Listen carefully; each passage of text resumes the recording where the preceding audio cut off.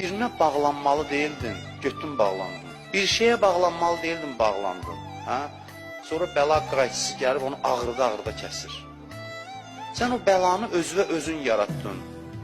Çünki sən bu dünyadan köçəndə bağlılıqlardan azad getməlisən. Allah görür ki, sən özünü bağlayırsan.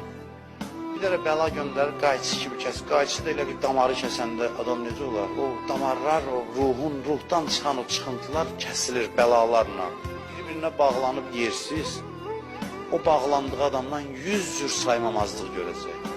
100 cür hörmətsizlik görəcək, dərd çəkəcək. İndiki cavanların da çox əsas problemlərindən biri. Həddən artıq bağlanırlar, sonra da istirab çəkirlər. Nələrdənsə qopmağın istirabını çəkirlər. Sən əvvəldən niyə buna bağlanırdın ki, sonra da bu qədər ondan sayğısızlıq görəsən?